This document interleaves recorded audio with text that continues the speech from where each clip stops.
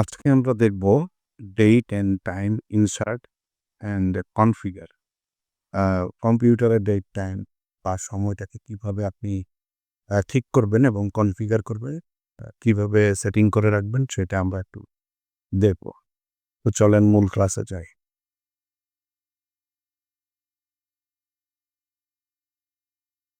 আমরা এখানে দেখেন একটা ফাইল নেওয়া আছে আগেরই।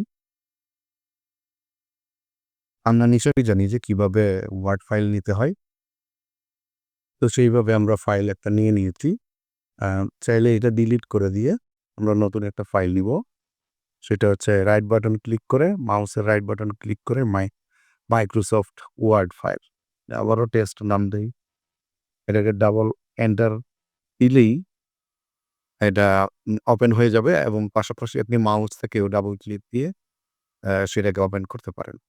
চলেন আমরা দেখি এখানে মাইক্রোসফট ইন্টারফেসের মধ্যে নিচের দিকে ডান দিকে নিচের দিকের কোনায় দেখেন ডেট অ্যান্ড টাইম আছে। এই দেখেন, এই দেখেন এখানে ডেট অ্যান্ড টাইম আছে। এটা আসলে সবসময় অটোমেটিক্যালিই থাকে।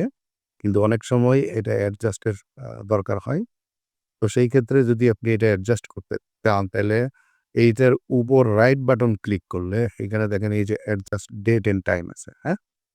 অ্যাডজাস্ট ডেট অ্যান্ড টাইম এখানে ক্লিক করবেন।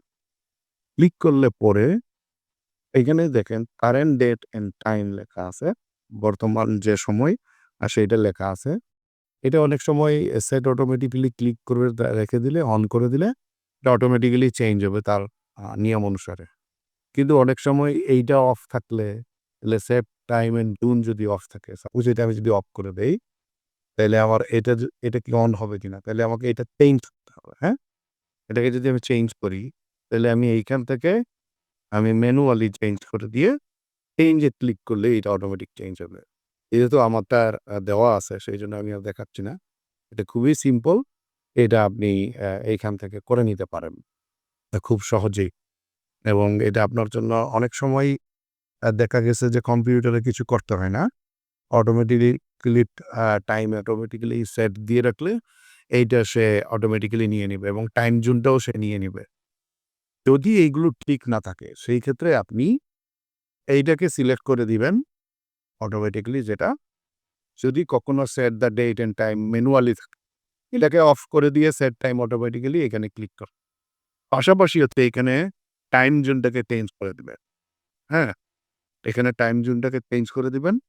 তাইলেই এটা অটোমেটিক্যালি সে টাইম অ্যান্ড ডেটটাকে সে নিয়ে নিবে এবং আপনার জন্য এটা অনেক বেশি সহজ হবে এবং অনেক কষ্টের হবে না, না?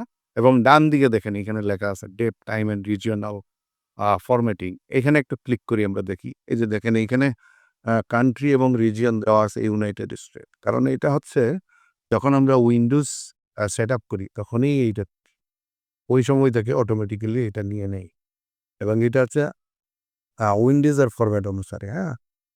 উইন্ডোজের ফরম্যাট অনুসারে এরা এটাকে নিয়ে নেয়। আর যখন আমরা লোকেশন ঢাকা সিলেক্ট করি, তখন আমাদের টাইমটা আমাদের মতো করে হয়ে যায়। ঠিক আছে? তো সেইজন্যই আপনারা এটা ইয়ে কর আ দেখতে পারবেন। আমরা এইখানে যাই একটু additional date and time regional setting এ। এইখান থেকে আপনি যদি কন্ট্রোল প্যানেলে যান, অর্থাৎ আপনি এইখান থেকে সার্চ দিয়েও সেটিংসে গিয়ে কন্ট্রোল প্যানেল এখান থেকে ডিরেক্ট কন্ট্রোল প্যানেল সার্চ দিয়েও আপনি যেতে পারবেন। গিয়ে ওখানে দেখবেন ডেট অ্যান্ড টাইম আছে, চেঞ্জ টাইম জোন আছে। Add clock for different time জোনে আপনি এড করতে পারবেন। অন্য টাইম জোনেও আপনি ক্লক এড করতে পারবেন। তো সেই ক্ষেত্রে রিজিয়ন চেঞ্জ করতে হবে। হ্যাঁ? রিজিয়ন এটা কি বলতেছে? শো দিস ক্লক, হ্যাঁ? এটা ঘড়ি এখানে যদি ইয়ে করেন তাহলে আপনার ঘড়ি নাম্বার 1 এ দেখা যাবে। ঘড়ি নাম্বার 2 তে আরেকটা জায়গায় লোকেশন দিলে। তাইলে আপনার দেখা যাবে যে এখানে অ্যাডিশনাল ক্লক এড হয়ে যাবে। হ্যাঁ? তো এখানে এপ্লাই দিলেই আপনি এখানে অন্য আ ধরেন আমেরিকা বা ইয়ে ঠিক করে দিবেন। ঠিক করে দিলে পরেই সে অটোমেটিক্যালি নিয়ে নিবে এটা। হ্যাঁ? তো এই হচ্ছে বিষয়। তাহলে আমরা টাইম জোন সম্পর্কে আমাদের আহামরি কোনো কিছু নাই। এটা খুবই সহজ এইখান থেকে আর খুব বেশি এটা চেঞ্জ করতে হয় না। ঠিক আছে? এই। পাশাপাশি দেখেন এইখানে একটু দেখাই দেই। যেহেতু টাইম জোনের সাথে আছি। এখানে দেখেন মাইক্রোফোন আছে। মাইক্রোফোন আপনি এইখান থেকে অ্যাডজাস্ট করতে পারবেন, ওপেন করতে পারবেন। ইকো মিক্সচার দিতে পারবেন, এই যে ভলিউম মিক্সচার সেট করতে পারবেন।